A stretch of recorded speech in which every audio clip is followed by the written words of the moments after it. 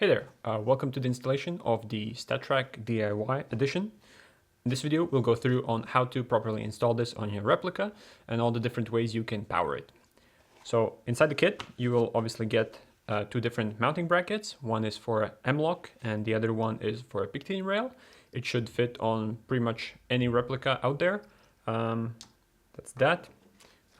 We also include 8 mounting screws for these brackets, so this is what you use it to attach the StatTrak. There's 4 spare ones in case you lose any of them.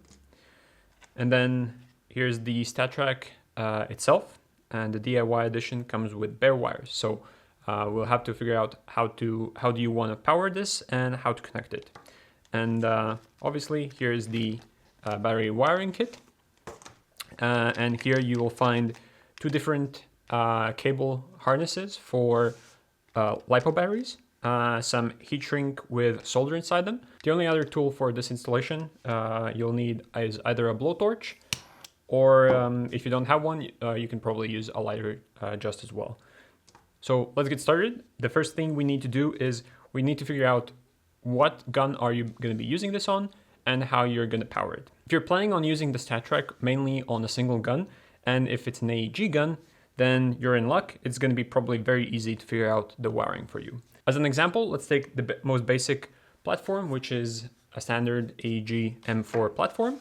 And in this case, the easiest option is to power the StatTrak also through the same battery that you use for the gun itself. So in this case, we're using an 11.1 volt LiPo, which you put in the stock. And then we basically just attach the StatTrak using a picketing mount here.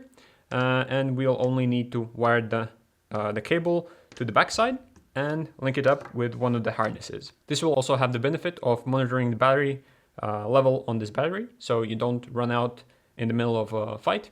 So that's very convenient. And in this case, you would use either of these 2 harnesses that are included in kit. So these 2 harnesses are made for 7.4 and 11.1 volt LiPos. So the idea here is that you still power the gun through the main DINS cable, and you use the balance cable to connect the StatTrak using the wires like this. Don't plug them in while the leads are bare, so you're risking shorting the battery out, but this one is made for 11.1 volt LiPos, and this smaller one is made for 7.4 volt LiPos, like this. In case you're using an AEG that has the battery in front, even better. Let's take a look at the CZ Evo. In this case, powering the StatTrak is even easier than before. You can basically use the M-lock mount on the front, and if you access the battery compartment, you'll see that once the battery is wired up, the connector is already there, so you can just basically plop the M-lock mount here, wire the cables through the front of the handguard, and straight up connect it to the balance lead right here. So again, very simple installation. You just need to choose the right harness that comes in the kit for your battery. Now in case if you don't use an AEG, let's say you're using a GBBR or a sniper rifle, it's still very easy to power this device. You can basically use any power source that's between 3 and 13 volts. So that includes the same LiPos I showed you before. For example, if your replica has a place to put these somewhere either in the stock or in the handguard, this is probably the easiest option, as we include the harnesses for those. Alternatively, you can power it using USB. So for example, if you're running a power bank somewhere on your gun or inside a stock, you can just take any USB cable, cut it in half, and you'll be greeted with red and black wires in the cable. And you can connect those and use the 5 volts output from any power bank you may have laying around. Just to show you as an example, for example, this is the SSQ-22, or others might recognize this as a KCO2. For example, this gun has a perfectly nice place here in the handguard, where you can place even the bigger 11.1 volt LiPo in here, but in most cases, even if you don't have a place for the bigger one, you can probably run a smaller one. This is an AEP battery.